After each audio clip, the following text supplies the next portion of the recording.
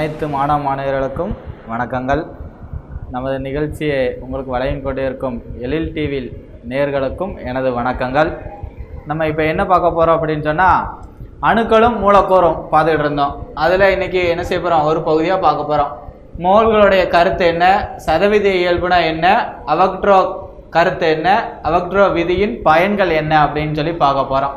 அணுக்களும் மூலக்கூறும் தான் நமக்கு இந்த பாடத்தில் என்ன செஞ்சுருந்தாங்க, சொல்லியிருந்தாங்க. அப்போ அணுக்கள் மூலக்கூறுகளை என்ன செய்யணும் அப்படின்னு சொன்னால், நம்ம அணுக்கள் மூலக்கூறு அப்படிங்கிறத சொல்லிட்டோம். அதுக்கடுத்து என்ன செய்ய போகிறோம் அப்படின்னு சொன்னால், அதோடைய எண்ணிக்கையை எப்படி சொல்லலாம், அணுக்கள் மூலக்கூறுகளுடைய எண்ணிக்கையை எப்படி சொல்லலாம் அப்படின்னு சொல்லிட்டு நமக்கு ஒரு அறிவியல் அறிஞர்கள் என்ன செஞ்சாங்க, நினச்சி பார்த்தாங்க. அப்போ அணுக்களுடைய எண்ணிக்கை என்ன செய்யணும், நம்ம கண்டுபிடிக்கணுமே அப்படின்னு சொல்லிட்டு, அப்போ அந்த அணுக்களோட எண்ணிக்கையை மோல் அப்படிங்கிற ஒரு அளவால் என்ன செய்யலாம், நம்ம கண்டுபிடிக்கலாம் அப்படின்னு சொல்லுதாங்க. அதுக்கு முன்னால் என்ன செஞ்சோம் அப்படின்னு சொன்னால், நம்ம ஒரு பொருள் இருக்குன்னா அந்த பொருளை வாங்க போவையில் என்ன வாங்குவோம், ஜோடி அப்படின்னு சொன்னால் 2 பொருள் சேர்ந்தது ஒரு ஜோடி அப்படின்னு சொல்லுவோம்.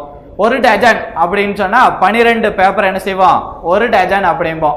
A4 சீட்டு ஒரு பண்டல் வாங்கிட்டு வரும். ஒரு பண்டல் எவ்வளோ இருக்கும், ஒரு பண்டல்னா 500 சீட் இருக்கும். அப்போ என்ன செய்தோம் அப்படின்னா, பொருட்களுடைய எண்ணிக்கை என்ன செய்தோம் குறிக்கும். பென்சில் டப்பா பார்த்தோன்னா ஒரு டப்பாவில் 120 பென்சில் இருக்கும். அப்போ 120, அப்போ ஒரு ரிங்ஸு, ஒரு ஸ்கொயரு, ஒரு டஜன் அப்படின்னு சொல்லிட்டு, அல்லது ஒரு ஜோடி அப்படின்னு என்ன செய்தோம், பொருட்களை அளவிடுதோம். அப்போ பொருட்களை இதை வச்சு என்ன செய்தோம், அளவிடுதோம். அடுத்து என்ன செய்தோம், நம்ம காலம், வினாடி, வேகம், நேரம் இதெல்லாம் என்ன செய்தோம், அளவிடுதோம். அதே மாதிரி எஸ்ஐ அளவீட்டு முறையில் என்ன செய்யணும், அணுக்களை மூலக்கூறுகளை எப்படி அளவிடலாம் அப்படின்னு என்ன செஞ்சு ஒரு கருத்து எழுந்துச்சு. அந்த கருத்தை என்ன செய்யணும் அப்படின்னு சொன்னா, எப்படி கொண்டு வரலாம் அப்படின்னு சொன்னா, நமக்கு தெரியும் கார்பனுடைய இது தெரியும், C12 அப்படிங்கிறது என்ன செய்யும் தெரியும், கார்பன் அப்படின்னு தெரியும். இது ஐசோடோப்புகளின் பண்பை பெற்றிருக்கு அப்படிங்கிறது என்ன செய்யும் நமக்கு தெரியும். அப்போ 12 கிராம் கார்பன் அல்லது 12 கிராம் ஐசோடோப் அல்லது 12 கிராம் கார்பன் அல்லது 12 கிராம் ஐசோடோப் அல்லது 0 புள்ளி அதுக்கு அடுத்தாப்புல என்ன செய்யுது 012 அப்படின்னு என்ன செய்தோம், கிலோகிராம் கிலோகிராம்ல என்ன செய்யலாம், பொருட்களை அளவிடலாம் அப்படின்னு என்ன செய்தாங்க சொல்லுதாங்க. அப்போ நமக்கு என்ன செய்யுது அப்படின்னா, கார்பனோடைய அளவீட்டை வச்சு நம்ம ஏன் கார்பனை எடுத்தோம்னு ஃபர்ஸ்டே சொன்னோம். கார்பனை எத்தனை பகுதியாக பிரிச்சோம், 12 பகுதியாக பிரிச்சோம்ல. அப்போ ஒவ்வொரு கிராமம் என்ன செய்தோம் வெளியில எடுக்கும். அப்போ இது எல்லாத்துக்கும் சமமா இருக்கனால கார்பன் 12 கார்பன் அல்லது ஐசோடோப்புகள் 12 அல்லது என்ன செய்தோம், என்ன எடுத்துக்கிட்டோம் 0.012 கிலோகிராம் அப்படின்னு என்ன செய்தோம் அளவீட்டில் எடுத்துக்கிட்டோம். இதை எடுத்துக்கிட்டு ஒரு கிரேக்க நாட்டு அறிவியல் அறிஞர் யார் கொண்டு வராங்க அப்படின்னா, மோல் அப்படிங்கிற ஒரு அளவு கொண்டு வராரு. மோல் அப்படிங்கிறது 6.023 பெருக்கல் 10⁻23 அப்படிங்கிற ஒரு அளவீட்டை கொண்டு வராங்க. அப்போ மோல்களுடைய எண்ணிக்கை அளவீட என்ன செய்தோம் அப்படின்னா, 6.023 பெருக்கல் 10⁻23. இதை யார் கொண்டு வர அப்படின்னு சொன்னா, அவக்ட்ரோ அப்படிங்கிற ஒரு அறிவியல் அறிஞர் என்ன செய்தாரு கொண்டு வர. அப்போ இது அவக்ட்ரோ என்னுடைய மதிப்பு என்னன்னு நமக்கு ஒரு ஒன்வேர்டுல கேட்பாங்க. அப்போ ஒன்வேர்டுல கேட்கல என்ன எழுதணும், 6.023 பெருக்கல் 10⁻23. இந்த 23 மட்டும்தான் மாத்திருப்பாங்க. மைனஸ் போட்டிருப்பாங்க, பிளஸ் போட்டிருப்பாங்க, அல்லது 22 போட்டிருப்பாங்க. இங்க ஒரு நம்பரை மட்டும் மாத்திட்டு இதே அளவுல நம்ம கொடுத்துருப்பாங்க. அப்போ இந்த ஒன்வேர்டை என்ன செய்யணும், நம்ம கரெக்டா பார்த்து எழுதக்கூடிய இருக்கணும். அப்போ அவக்ட்ரோ அப்படிங்கிறவர் ஒரு அளவை என்ன செஞ்சாரு, கண்டுபிடிச்சு கொண்டு வந்தாரு. அந்த அவக்ட்ரோவுடைய கண்டுபிடிப்புக்கு அடுத்து பொருட்களுடைய எதுல, அணுக்கள் மூலக்கூறு தானே பார்க்கும். அந்த அணுக்கள் மூலக்கூறுடைய எண்ணிக்கையை கணக்கிடக்கூடியதுதான் மோல்.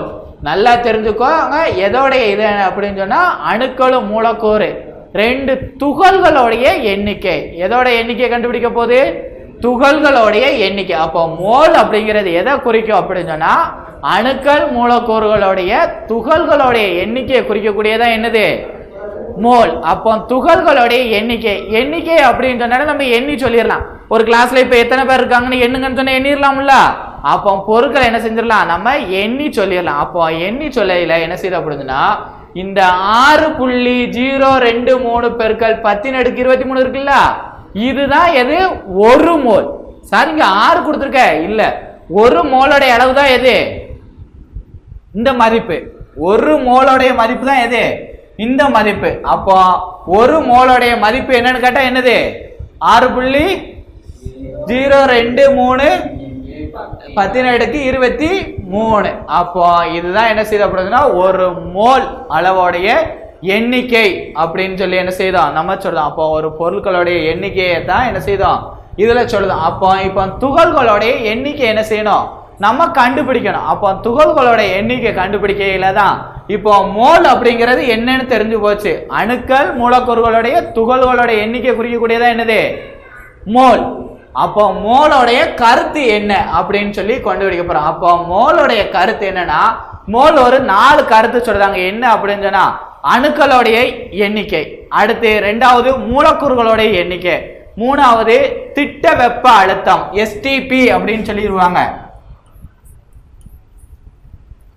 திட்ட வெப்ப அழுத்தம் அப்படின்னு சொல்லி என்ன செஞ்சிருப்பாங்க சொல்லியிருப்பாங்க 3வது. அப்போ திட்ட வெப்ப அழுத்த நிலையில 4வது வாயுக்களுடைய எண்ணிக்கை, 5வது வாயுக்களுடைய எண்ணிக்கையில சொல்லிட்டு 6வது அயனிகளுடைய எண்ணிக்கை சொல்லியிருப்பாங்க. அப்போ எத்தனை கருத்து சொல்லுதாங்க அப்படின்னு சொன்னா ஃபர்ஸ்ட் நல்லா ஞாபகம் வச்சுக்கோங்க. இது ஒரு 2 மார்க்ல கேட்பான்.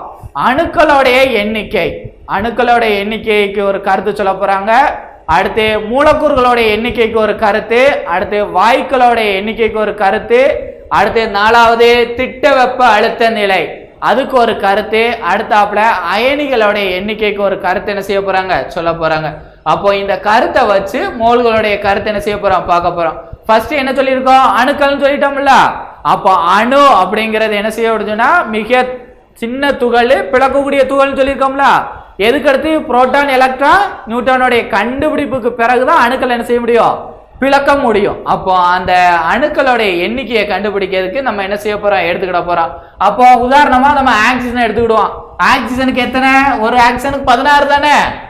ஒரு ஆக்சிஜனுக்கு 16. அப்போ ஒரு ஆக்சிஜனுடைய 16. அணு அப்படிங்கிறது ஒரு பொருள் தானே. அப்போ அந்த 16 எடுத்துக்கிட்டோம் அப்படின்னு சொன்னா அதுல ஒரு புரோட்டான் ஒரு எலக்ட்ரான் ஒரு நியூட்ரான் ஒரு இது 8 பிரிச்சிடலாம்ல. அப்போ நம்ம இதை முதல் கிளாஸ்லயே பார்த்துருக்கோம். இது ஒரு புரோட்டான் இது ஒரு நியூட்ரான், அடுத்து ஒரு புரோட்டான் அடுத்து ஒரு நியூட்ரான். அப்போ 16 அப்படிங்கிறது அணுக்களுடைய எண்ணிக்கை என்ன செய்ய போகுது குறிக்க போகுது. அப்போ அணுக்களுடைய எண்ணிக்கையை குறிக்கையில ஆக்சிஜனுக்கு எத்தனை 16. அப்போ 16 கிராம் 16 கிராம்ங்கிறது நம்ம என்ன செய்வோம் எழுதிக்கிடும். அப்போ 16 கிராம்ல என்ன செய்யுது அப்படின்னு சொன்னா இது என்ன செய்யுது மோல்களுடைய எண்ணிக்கையை குறிக்கு. அப்போ ஒரு மோல் எவ்வளவு 6.023 × 10⁻23. அப்போ 16 கிராம். அணு அப்படிங்கிறது ஒரு பொருள் தானே. அப்போ அணு அப்படிங்கிறது ஒரு ஆக்சிஜன் எடுத்துக்கிட்டோம். அடுத்து மூலக்கூறுல அதோடைய அளவை சொல்லையில ஆக்சிஜனுக்கு 32 சொல்லுதான். 32 அப்படின்னு சொன்னா முதல்ல அணுக்கு எடுத்துட்டோம், அடுத்து மூலக்கூறு. அது சின்ன சின்ன பொருள்கள்லாம் இணைந்து தானே ஒரு மூலக்கூறு கிடைக்குன்னு சொல்லியிருக்கோம். அப்போ மூலக்கூறு அணு அப்படிங்கிறது சின்ன துகள் கண்ணுக்கு தெரியாத சின்ன துகள். மூலக்கூறுங்கிறது கண்ணுக்கு தெரியுதா. அப்போ இதுல இன்னொரு பொருள் சேர்ந்துருக்குல்ல. அப்போ ஆக்சிஜன். அப்போ 16 எத்தனை 32. 2 அணுக்கள் சேர்ந்து ஒரு மூலக்கூறு கிடைக்கும்ல.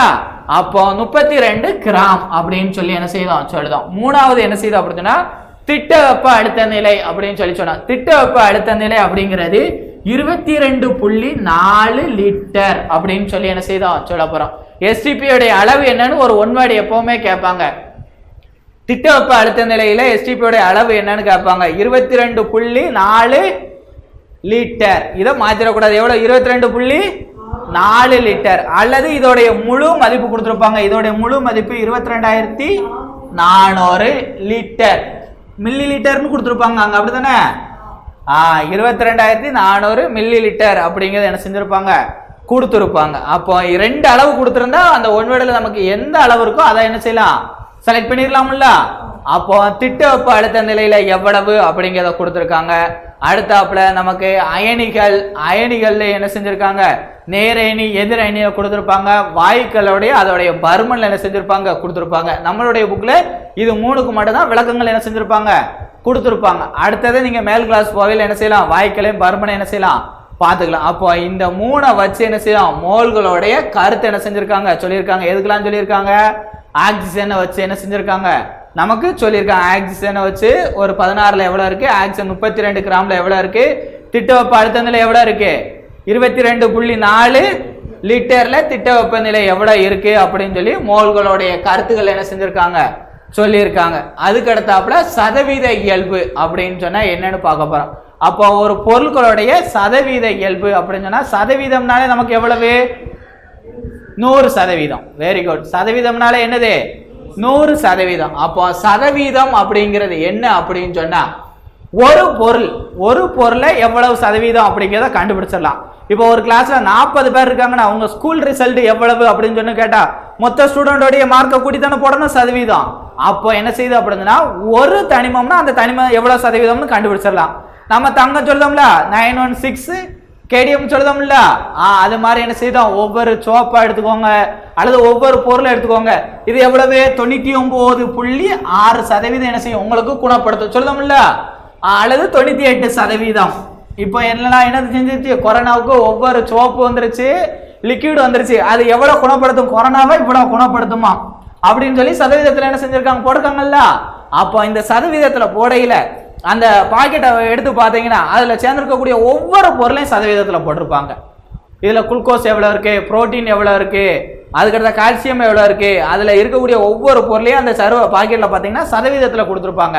அப்போ அதுல ஒரே ஒரு பொருள் இருந்தா இவ்வளவு சதவீதம்னு சொல்லிடலாம். இப்ப லைவா சோப்பு எடுத்துக்கிட்டோம்னா 98.9% என்ன செய்யும், கொரோனா கிருமியை குணப்படுத்தும் அப்படின்னு சொல்லி என்ன செய்தான், ஒரு சோப்புக்கு விளம்பரத்தை என்ன செஞ்சிருந்தாங்க, அவ்வளவு கொடுத்துருந்தாங்க.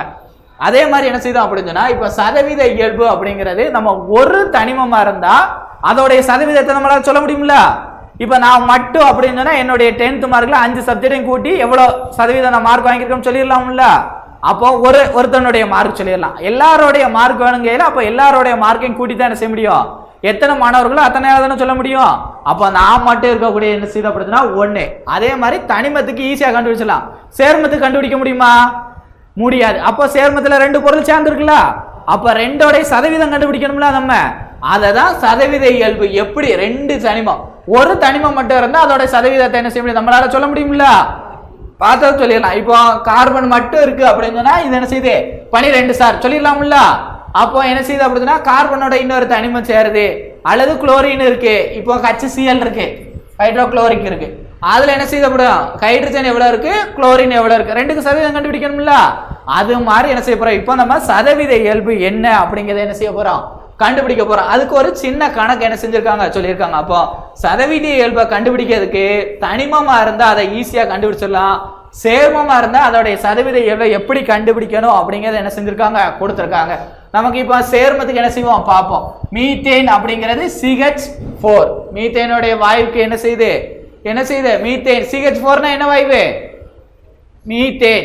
CH4னா என்னது, மீத்தேன் அப்படின்னு சொல்லி என்ன செய்தோம் சொல்லுதான். இந்த மீத்தேனுடைய வாயு, இந்த மீத்தேன்ல என்ன இருக்கு, கார்பன் இருக்கு, ஹைட்ரஜன் இருக்கு, என்னதெல்லாம் இருக்கு, கார்பன் இருக்கு, ஹைட்ரஜன் இருக்கு. அப்ப இது ஒரு சேர்மமா, சேர்மம் இல்லையா, சேர்மம். 2ம் சேர்ந்தா மீத்தேன் அப்படின்னு சொல்லி என்ன செய்தோம் சொல்லுதான், CH4 அப்படின்னு சொல்லி. கார்பன் இருக்கு, இங்க என்ன இருக்கு, ஹைட்ரஜன் இருக்கு. அப்ப இதோடைய சதவீத இயல்பு என்ன அப்படிங்கிறது தான் என்ன செய்ய போறோம், நம்ம கண்டுபிடிக்க போறோம். அப்போ கார்பன் அப்படிங்கிறது என்ன செய்யுது அப்படின்னா, நான் அன்னைக்கு சொல்லிட்டேன், கார்பன் இதுல எத்தனை இருக்கு, 1. ஹைட்ரஜன் எத்தனை இருக்கு, 4 ஹைட்ரஜன் இருக்கு. அப்போ இதோடைய சதவீத இயல்பு எப்படி கண்டுபிடிக்க போறோம் அப்படின்னா, ஃபர்ஸ்ட் அவன் கொடுத்துருக்கக்கூடியதை நமக்கு பிரிக்க தெரியணும். இது கார்பன், இது ஹைட்ரஜன் அப்படின்னு தெரியணும். அப்போ கார்பன் ஹைட்ரஜன் இதை 2ஐயும் என்ன செய்யணும், ஃபர்ஸ்ட் கூட்டணும். அப்போ கார்பனை ஹைட்ரஜனை கூட்டலாம்ல. அப்போ கார்பனுக்கு எத்தனை, 12. கார்பன் 12 தானே, 1 தானே இருக்கு. Carbon 12, C12 படிச்சிருப்போம்ல. அப்போ கார்பன் என்ன செய்யுது 12 பிளஸ் ஹைட்ரஜன், எத்தனை ஹைட்ரஜன் இருக்கு, 4 ஹைட்ரஜன் இருக்கு. ஹைட்ரஜன் அன்னைக்கே சொல்லிட்டான், ஹைட்ரஜனுக்கு 1 தானே, 1 தான். தனிமர் சட்டம்ல ஹைட்ரஜன் ஃபர்ஸ்ட் இருக்கும். அப்போ இதுல எத்தனை தான் இருக்கு, 4 தான் இருக்கு. இங்க இதே இது C2 இங்கனக்குள்ள இருந்துச்சுன்னு வையே, எத்தனை போடுவோம், 24. ஏன்னா கார்பன் எத்தனை இருக்குன்னு போடுவோம், 2. ஒரு கார்பனுக்கே 12, அப்ப 2 கார்பனுக்கு எத்தனை, 24 போடுவோம். நமக்கு ஹைட்ரஜன் எத்தனை தான் இருக்கு, தனிமர் சட்டம்ல அணுந்துரு 1 தான் இருக்கு. அப்போ 4க்கு 4 தானே இருக்கும். அப்போ 12 பிளஸ் 4. இப்போ இது 2ஐயும் கூட்டலாமா, இது 2ஐயும் கூட்டினா எத்தனை, 16. நல்லா கவனிங்க, கணக்கு 2 மார்க் கொஸ்டின்ல கேட்போம். அப்போ 16. இப்போ CH4 உடைய மீத்தேனுடைய இதை கண்டுபிடிச்சிட்டோமா, எவ்வளவு கிராம், 16 கிராம், 16 கிராம். அப்போ இதோட இதை கண்டுபிடிச்சு இப்போ சதவீதத்தை கண்டுபிடிக்க போலாமா. அப்போ தனியா இப்போ கார்பனுடைய சதவீத இயல்பு. கார்பனுடைய சதவீத இயல்பு இங்க எத்தனை இருக்கு? 12. Very good. 12 இருக்கு. மொத்தம் எத்தனை? 16. அப்போ 12/16 போடலாமா? போடலாம். பெருக்கல் சதவீதம் தானே கண்டுபிடிக்கும். அப்போ இங்க எத்தனை போடணும்? 100. Very good. இங்க 100 போடணும். இப்போ அடிக்கலாமா? இப்போ அடிக்கலாமா? இப்போ இதை அடிச்சோம்னா 4வது பாடல் அடிக்கலாமா? 4வது பாடல் அடிக்கலாம்ல? ஒரு நாங்க இருந்தாங்க 8 முன்னாங்க 12 நாங்க 16. இங்க மும்மூணா இந்த முன்னாங்க 12 3. இப்போ போட்டாச்சா? இப்போ இது ரெண்டு அடி கொடுக்க முடியுமா? முடியாது. அப்போ இது ரெண்டே பெருக்கலாம். இது ரெண்டு என்ன செய்யணும்? கூட்டணுமோ? இது ரெண்டே அப்படியே போடணுமா? இங்க இதெல்லாம் பெருக்கணும்ல, என்ன செய்யணும்? பெருக்கணும். எதால எது? இப்போ இது ரெண்டே என்ன செய்யணும்? 4 3 என்ன செய்யணும்? எடுத்து எழுதணுமா? 4 3 7. பை போட்டு அப்படியே எடுத்து எழுதிடுறோமா? இப்போ சரி, இதை எதால அப்படியே அடிப்போம்? அடிக்கலாமா? 1 3 3 இங்க 1 3 3 அடிக்கலாமா? சுருக்கலாமா? சுருக்க முடியாதா? சுருக்க முடியாதா? மிச்சம் 1 இருக்கும். சுருக்கலாமா? சுருக்க முடியாதா? யோசித்து சொல்லணும். அடுத்து ஹைட்ரஜன். ஹைட்ரஜனுக்கு எடுத்துக்கிடுவோம். ஹைட்ரஜனுக்கு எத்தனை இருக்கு? 4. 4/16 எடுத்துக்கலாமா? 4/16 எடுத்துக்கலாமா? எடுத்துக்கிட்டு பெருக்கல் 100. இப்போ இதை அடிக்கலாமா? இப்போ அடிச்சா எவ்வளவு? ஒரு நாங்க இங்க நாங்க 16. அப்போ அடி போயிருமா? இங்கே எதுவுமே இருக்காதுல்ல, சீரதனை. இங்க எத்தனை இருக்கு? 1 இருக்கு.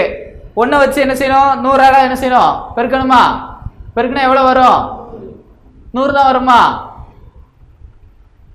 ஆன்சரை நான் சொல்லுதே, நீங்க செய்யணும். இங்க ஆன்சர் எவ்வளவு வந்துச்சு? 75%. புக்க பாருங்க, இதுல எவ்வளவு வந்துச்சு? 75%, 25%. முதல்ல கார்பனுக்கு எவ்வளவு கொடுத்திருக்காங்க?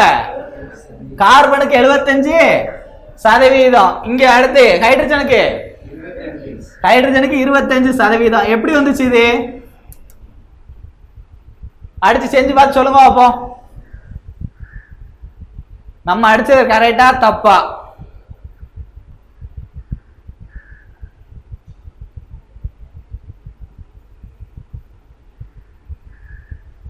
ரெண்டு நிமிஷம். அடுத்து சொன்னா இதுக்கு பின்னால இருக்க பயிற்சி கணக்கை நம்ம ஈஸியா பார்த்துடலாம். நமக்கு பின்னால என்ன செஞ்சிருக்காங்க? பயிற்சி கணக்கு கொடுத்துருக்காங்க. இங்க ஆன்சர் நம்ம கொண்டு வந்துட்டோம். இந்த ஆன்சர் எப்படி வந்துச்சு அப்படின்னு சொல்லிட்டு 6 7 பயிற்சி கணக்கு கொடுத்துருக்காங்க. இதுக்கு முன்னால பார்த்த 2 கணக்கு, இந்த 2 கணக்கு. நான் இப்பவே சொல்லிட்டேன், ஒரு தனிமத்தை தனித்தனியா எடுத்து அதோடைய சதவீதம் எவ்வளவுன்னு பார்த்துட்டோம். பார்த்துட்டு இதை என்ன செய்யணும்? 10th வந்துட்டேங்க, எப்படி அடிச்சு பெருக்குனா 100% வரும் அப்படிங்கிறது தான் கண்டுபிடிக்க சொல்லியிருக்கேன். இவ்வளவு நேரம் உட்காந்து யோசிக்கீங்க. இதை உங்க ரஃப் நோட்ல இந்த பாடத்தை கொடுத்துருக்கக்கூடிய பயிற்சி கணக்கு அத்தனை என்ன செய்யணும்? பள்ளிக்கு வரும் பொழுது செய்து கொண்டு வர வேண்டும். சொல்ல புரியுதா? அடுத்தாப்புல என்ன கொடுத்துருக்காங்க? அவக்ட்ரோவுடைய கருத்து. அவக்ட்ரோ அப்படிங்கிறது நான் அப்படியே சொன்னேன்.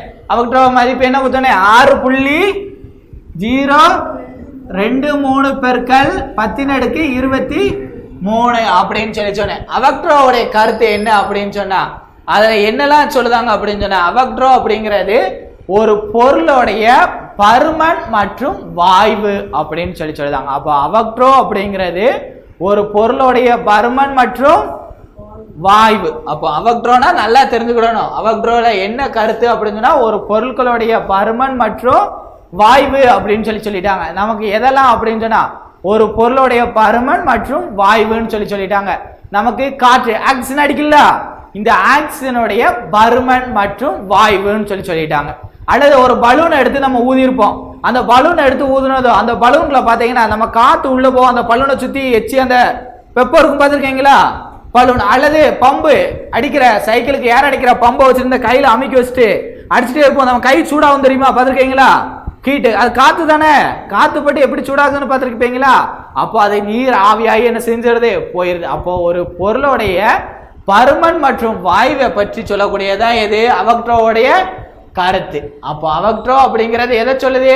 ஒரு பொருளுடைய வாய்வு மற்றும் பருமன். வாயு மற்றும் பருமன். அதனால தான் பேராசூட் மேலே பறக்கு பார்த்தீங்களா, அது என்ன செய்யுது, எந்த இடத்துல அதிகமான அழுத்தம் காற்றழுத்தம் என்ன செய்யுது இருக்கோ அந்த இடத்துல என்ன செய்யுது அப்படியே ஆகாயத்தில் நிற்கக்கூடிய அளவுக்கு என்ன செய்யுது அது பறந்து போகுது. அதுபோக விழா காலங்களில் பலூன் வச்சுருப்பாங்க பார்த்துருப்பீங்களா, மாப்பிள்ளை போட்ட ஒரு பலூன்லையும் பொண்ணு போட்ட ஒரு பலூன்லையும் வச்சுருப்பாங்க. அந்த மண்டபத்துக்கு மேலே என்ன செய்யும், பலூன் மேலே பறக்கும். அது என்ன செய்யுது, அது இந்த ஹைட்ரஜன் வாயு சொல்லியிருப்பாங்க, காற்று ஏர் அடித்த பலூன் பறக்கும் பார்த்துருக்கீங்களா, அது எல்லாம் என்ன செய்யுது அந்த பறக்கக்கூடிய இதுதான் அவக்ட்ரோவுடைய கருத்தில் என்ன செஞ்சுருப்பாங்க சொல்லியிருப்பாங்க. அவக்ட்ரோடைய விதியோடைய பயன்பாடு என்ன செஞ்சுருப்பாங்க சொல்லியிருப்பாங்க. கெலுசைக் அல்லது கேலுசைக் அப்படின்னு சொல்லிட்டு ஒரு விதியோடைய பயன்பாடுக்கு பயன்படுது. அதுக்கடுத்தாப்புல பொருட்களுடைய பருமனை கணக்கிடுவதற்கு பயன்படுது. அதுக்கடுத்தாப்புல அந்த பருமனுடைய வாயு அழுத்த நிலையை என்ன செய்யுது கணக்கிட பயன்படுது. அதுக்கடுத்தாப்புல அந்த வாயுக்களுடைய திட்ட வெப்ப அழுத்த நிலை எஸ்டிபின்னு சொல்லி பார்த்துருப்போம். பொருட்களுடைய திட்ட வெப்ப அழுத்த நிலையை என்ன செய்யுது கணக்கிடுவதற்கு பயன்படுது அப்படின்னு சொல்லி அவக்ட்ரோவுடைய பயன்பாடு என்ன செஞ்சிருப்பாங்க கொடுத்துருப்பாங்க. இப்போ இன்னும் இந்த கணக்கு அடிச்சு செஞ்சிருப்பீங்களா, செஞ்சு என்ன செய்யணும் கொண்டு வரணும், எப்படி போர்டில் வந்துச்சுன்னு சொல்லிட்டு எவ்வளவு நமக்கு சதவீதத்தில் இருக்குது அப்படிங்கிறத தான் என்ன செஞ்சுருப்பாங்க சொல்லியிருப்பாங்க. இன்றைக்கி என்ன செஞ்சு குறைய பகுதியில் தான் இருந்துச்சு. இந்த பாடத்துடைய 4 ஹெட்டிங் என்ன செஞ்சு முடிஞ்சு. இப்போ இந்த பாடமும் என்ன செஞ்சு அணுக்களும் மூலக்கூறும் நமக்கு என்ன செஞ்சு இதோட முடிஞ்சு. அடுத்த கிளாஸ் நீங்கள் வரையில இதில் இருக்கக்கூடிய பயிற்சி கணக்கு 3 மாடல் மட்டும் தான் கொடுத்துருப்பாங்க. ஒன்று வந்து என்ன செஞ்சுருப்பாங்க மூலக்கூறுகளுடைய சதவீத இயல்பை எப்படி கண்டுபிடிக்கணும் அப்படிங்கிறது. அடுத்து 2வது அணுக்களுடைய சதவீத இயல்பை எப்படி கண்டுபிடிக்கணுங்கிறது. அடுத்து எதோடைய சதவீத இயல்புனா என்ன அப்படின்னு சொல்லி என்ன செஞ்சுருப்பாங்க கொடுத்துருப்பாங்க. இந்த 3உடைய சதவீத இயல்பை தான் கண்டுபிடிக்கிறதுக்கு பின்னால் ஒரு பயிற்சி கணக்கு உங்களுக்கு அடுத்த பயிற்சியில் என்ன செஞ்சுருப்பாங்க தீர்க்கப்பட்ட கணக்குகள் அப்படின்னு சொல்லி புக்கில் ஆன்சரோட கொடுத்துருப்பாங்க. புக்கை ஆன்சரை என்ன செய்யக்கூடாது நம்ம பார்க்கக்கூடாது. இந்த இது மாதிரி ஆன்சர் நமக்கு எப்படி அடித்து செஞ்சால் வரும் அப்படிங்கிறத என்ன செய்யணும் பார்த்து அடுத்த கிளாஸில் என்ன செய்யணும் ரஃப் நோட்டில் செஞ்சுட்டு வந்திருக்கணும். அந்த பயிற்சி கணக்கில் என்ன செஞ்சுருக்கணும் செஞ்சுட்டு வந்திருக்கணும். இன்னும் அடுத்த ஒரு கிளாஸில் என்ன செய்வோம் அடுத்த ஒரு பாடத்தை என்ன செய்வோம் உங்களோட பார்ப்போம். இதோட நமக்கு 2 பாடம் முடிஞ்சு. இந்த 2 பாடத்தை பின்னால் என்ன செய்யுங்க புக்கில் இருக்கக்கூடிய பகுதியை படிச்சுட்டு போங்க. அதுபோக புக்கை நல்லா என்ன செய்யுங்க ரீட் பண்ணி பாருங்கள். சரி ரைட், அனைவருக்கும் நன்றி.